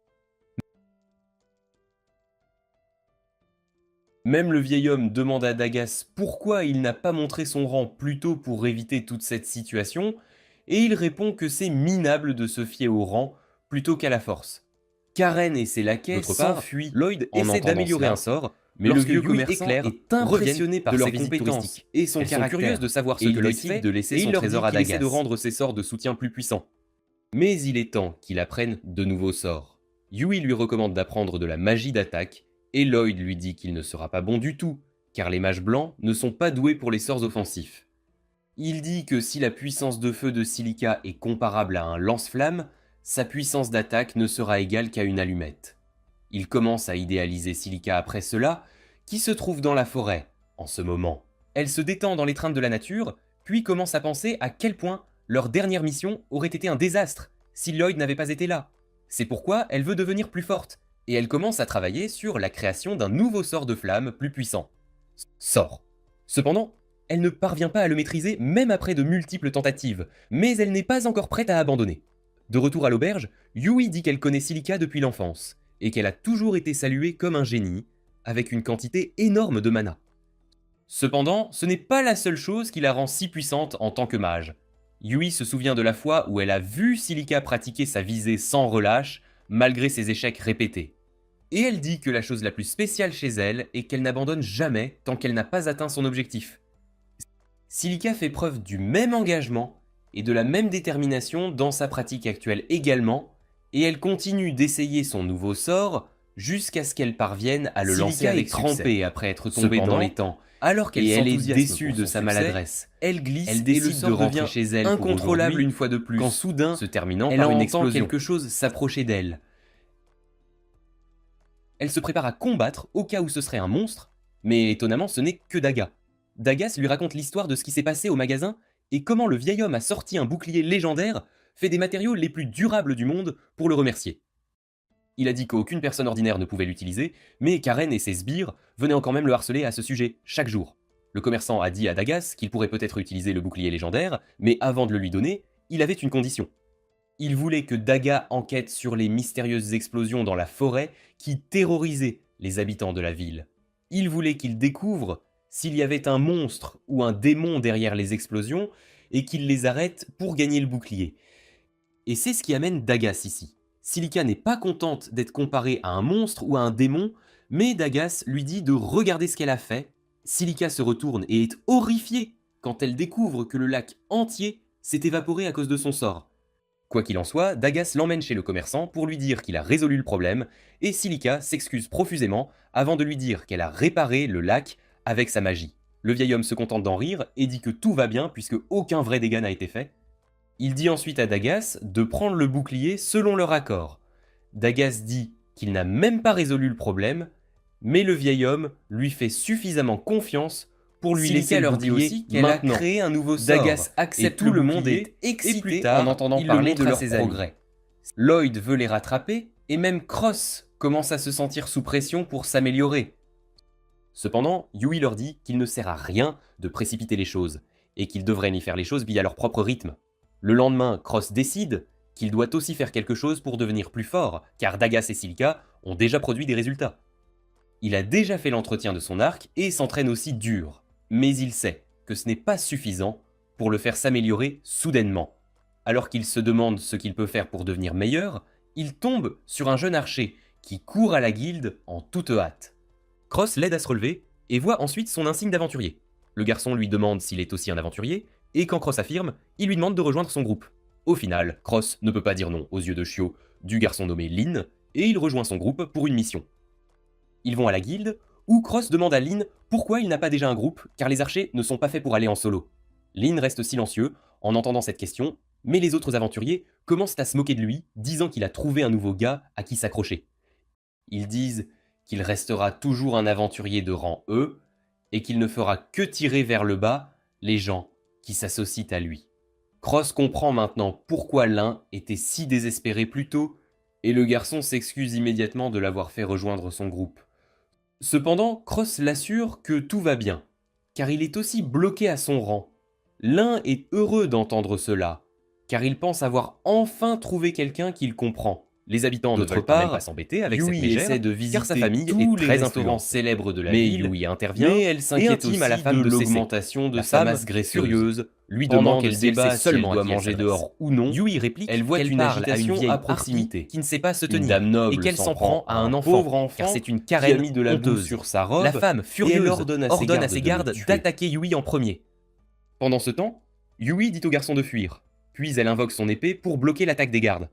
Tout le monde est choqué de voir une épée surgir de nulle part, mais la femme leur ordonne de continuer à l'attaquer. Au même moment, Cross et Lin se rendent dans la forêt où ils aperçoivent un groupe de slimes rouges. Cross pense que même un aventurier de rang E peut vaincre ces slimes et il décide de lui prêter main forte. Il invoque aussitôt son arc et ses flèches grâce à son sort de stockage et l'un panique en voyant cela. Il demande à Cross comment il a fait et ce dernier prétend que c'est le seul sort qu'il maîtrise vraiment. Quoi qu'il en soit, Cross détruit des cœurs de slime avec ses frappes précises, et Lin est impressionné. Cross lui dit d'attaquer les slimes aussi, et il vise aussitôt. Cependant, la visée de Lin est si mauvaise que même l'Académie des Stormtroopers ne l'accepterait pas, et Cross réalise que la journée va être longue pour lui. Pendant ce temps, Yui s'amuse avec les gardes de la femme, les traitant comme un simple échauffement. Alors que la femme devient folle à chaque instant, les habitants reconnaissent Yui comme une aventurière de rang S, et réalisent que les gardes ne peuvent pas la vaincre. Cependant, la noble dame a sa mage cachée parmi la foule, et elle lui fait signe d'emprisonner Yui par la magie. La mage lance un sort qui enchaîne Yui, drainant son mana et son endurance. Elle ne peut pas se libérer du sort, et la femme ordonne à ses gardes de la tuer. Cependant, à ce moment précis, une femme mystérieuse arrive, leur disant de se battre loyalement. La noble garce lui dit de dégager de son chemin, et au lieu de cela, la femme encapuchonnée devient un éclair et assomme les gardes, ainsi que la mage, avant que quiconque ne puisse voir. La noble dame est horrifiée en voyant cela, puis la femme encapuchonnée s'approche rapidement d'elle, l'assommant juste en lui faisant peur. Après cela, Yui remercie la femme mystérieuse qui lui a sauvé la vie et lui demande comment elle peut devenir aussi forte qu'elle. La femme lui dit qu'elle est plutôt forte pour son âge, mais Yui veut devenir plus puissante, car elle souhaite rattraper Lloyd. La femme est surprise d'entendre le nom de Lloyd et retire sa capuche, révélant qu'elle est l'une des membres du groupe de Merlin. Elle veut aider Lloyd pour l'amour de Merlin, alors elle accepte d'entraîner Yui un peu. Elles vont dans la forêt, où la femme dit à Yui de l'appeler Lilith. Yui réalise que ce n'est peut-être pas son vrai nom, et elle sent que Lilith est louche, mais qu'elle est une bonne personne. Lilith invoque alors une épée massive grâce à son sort de stockage, et elle est choquée quand Yui reconnaît le sort. D'autre part, Lloyd se creuse les méninges en essayant de trouver un nouveau sort, et ses amis s'inquiètent pour lui. Ils lui disent de faire une pause, puis Claire lui propose de faire une promenade avec elle. Ils vont dans un restaurant voisin pour manger des sucreries, puis Lloyd demande soudainement à Claire si le sort qu'elle utilise pour communiquer avec les monstres est un sort ancien. Pendant ce temps, Cross enseigne à Lynn comment utiliser correctement un arc, et le garçon apprend très vite. Au même moment, Lilith commence aussi l'entraînement de Yui, et lui dit de couper un arbre qui se trouve à quelques mètres d'elle. Yui pense que c'est impossible, mais Lilith envoie alors une entaille volante faite de mana vers l'arbre, le coupant net en deux. Yui est impressionné par cette technique et décide de l'essayer aussi. De retour au restaurant, Claire affirme qu'elle utilise la magie ancienne, et Lloyd demande s'il peut aussi apprendre des sorts anciens, car ils sont incroyablement puissants et efficaces. Claire lui dit que non, car les personnes ayant le potentiel d'utiliser la magie ancienne ne naissent qu'une fois tous les plusieurs siècles. Si des personnes n'ayant pas d'aptitude pour la magie ancienne l'utilisent, elles subissent de graves effets négatifs. Elle parle d'un grand mage qui a utilisé un sort ancien, même s'il n'avait pas le potentiel pour cela. Et en conséquence, il a perdu la vie sur le champ. C'est pourquoi elle veut que Lloyd arrête de penser à la magie ancienne, car le simple fait d'essayer mettrait sa vie en danger. Lloyd comprend, et décide d'abandonner cette approche pour trouver autre chose à la place. De retour dans la forêt, Cross et Lynn ont vaincu tous les slimes, et Cross dit que cela aurait été plus rapide s'ils avaient eu un arc spécial, leur permettant d'utiliser des compétences de tir rapide. Il dit à Lynn de ramasser les corps des slimes, mais à ce moment précis, un monstre araignée géant arrive et commence à manger les slimes. Cross essaie de l'attaquer, mais sa flèche n'est pas efficace contre elle.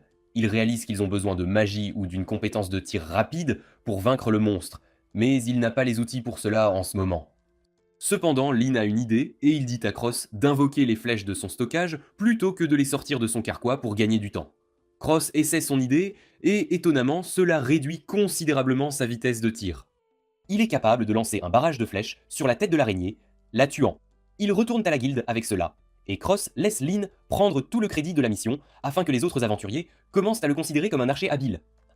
Après cela, l'un demande à Cross s'il est réellement un aventurier de haut rang, et il commence à s'agiter en voyant que Cross est un aventurier de rang S.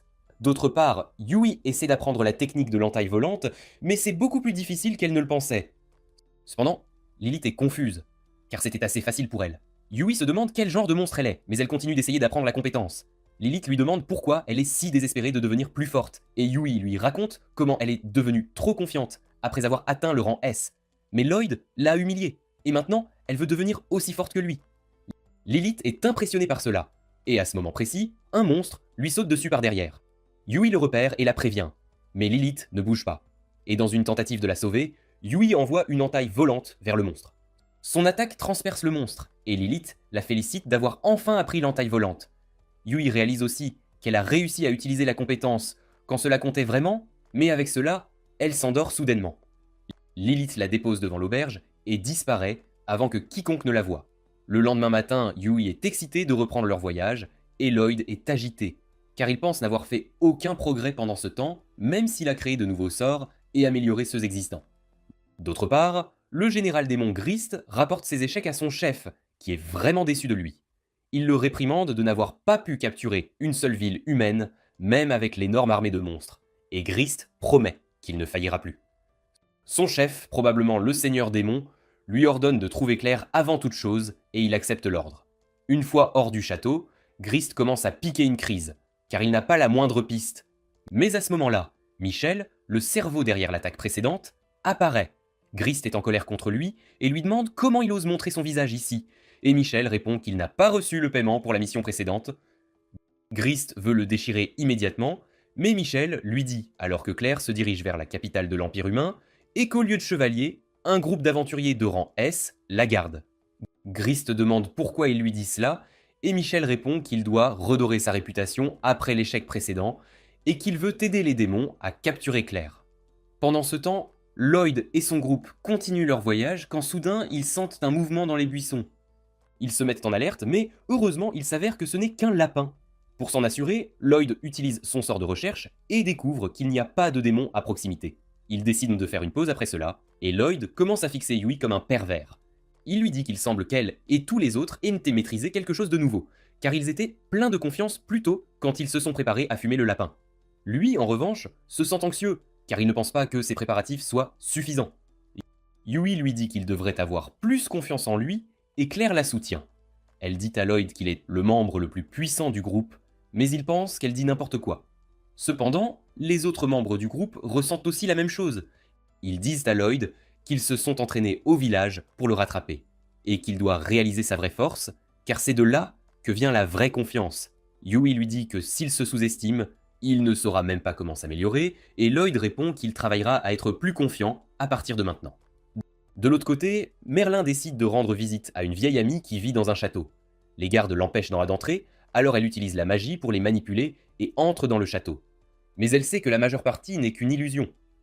Elle atteint bientôt un mur et dissipe l'illusion qui est jetée pour révéler une porte, mais juste au moment où elle s'apprête à frapper, la porte s'ouvre et une fourrure la tire à l'intérieur. Merlin demande à la fourrure nommée Rayon comment elle savait qu'elle était là, et elle répond qu'elle pouvait sentir son pouvoir magique. Quoi qu'il en soit, Merlin passe aux choses sérieuses et s'enquiert du royaume des démons. Rayon lui dit que le fils du précédent roi démon dirige le royaume magique des démons, mais qu'ils peuvent supposer que cette génération de démons n'est pas aussi forte que la précédente.